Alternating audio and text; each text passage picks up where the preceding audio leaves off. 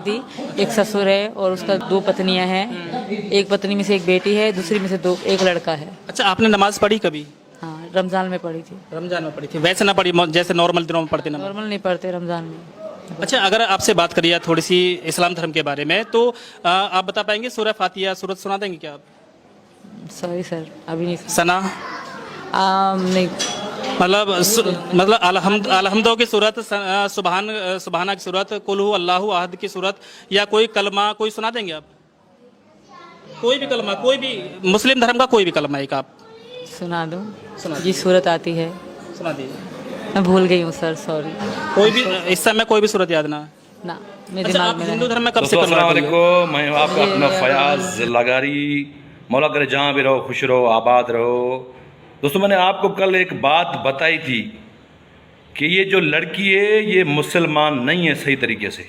अगर सही तरीके से मुसलमान होती तो इससे कभी भी ये हिंदू मज़हब में नहीं जाती। मैंने ये कल कहा था कि इससे कोई कुरान शरीफ की आयत पूछ लो, मगर इसको कोई आयत नहीं आती होगी, क्योंकि कभी ये मस्जिद कभी गई नहीं होगी, कभी इसने नमाज पढ़ी नहीं होगी, इसने कभी कुरान को फॉलो, इस्लाम को फॉलो किया नहीं होगा, इसीलिए ये हिंदू मज़हब में चली गई। अगर ये मुसलमान होती फिर वही बात निकली। आज आप सुन लिया ना आपने, इसने सुन लिया आपने कि इसने क्या बोला कि इसको कुछ नहीं आता है, कुछ याद नहीं है, क्योंकि ये सही तरीके से मुसलमान नहीं है। अगर ये सही तरीके से मुसलमान होती तो ये अपनी जान भी दे देती, मगर हिंदू मज़हब में नहीं जाती। कल मैंने एक वीडियो डाउनलोड की थी, उस पर एक पंडित ने कहा था कि हम नबी के लिए अपना गला कटवा सकते हैं। सुना था ना? जब एक हिंदू कुरान पाक को पढ़ता है, अपना गला कटवाने के लिए तैयार हो जाता है, तो जब मुसलमान होती तो कैसे हिंदू हो जाती? तो यही बात मैं आपसे बोल रहा हूँ और बोल रहा था कि मुसलमान जो है वो बड़ी बात है।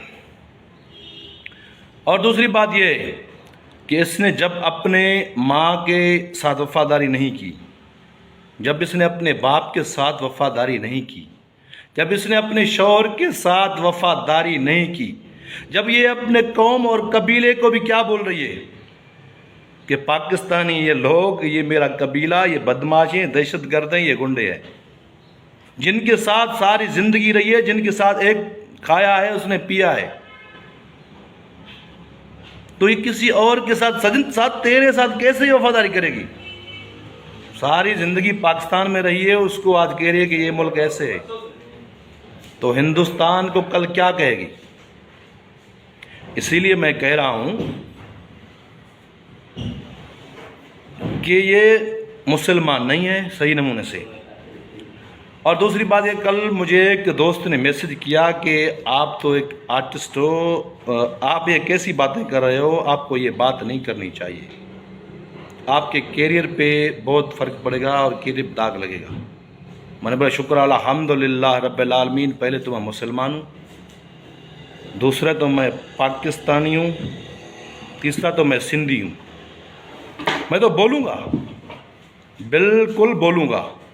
आर्टिस्ट बात की बात है, नहीं चाहिए मुझे, कोई मसला नहीं है। पहले मैं मुसलमान हूँ, मैं अल्लाह और अल्लाह के रसूल के ख़िलाफ़ जो भी गलत बोलेगा, जो भी गलत बयान करेगा, मेरा जिगर जलता है, मैं इसको जवाब ज़रूर दूँगा।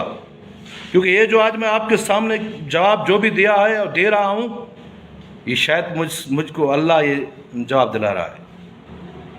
मगर बात ये है, अल्लाह ताला ने फरमाया कुरान में, वत्तइज़्ज़ो मंतशा वत्तज़िल्लो मंतशा।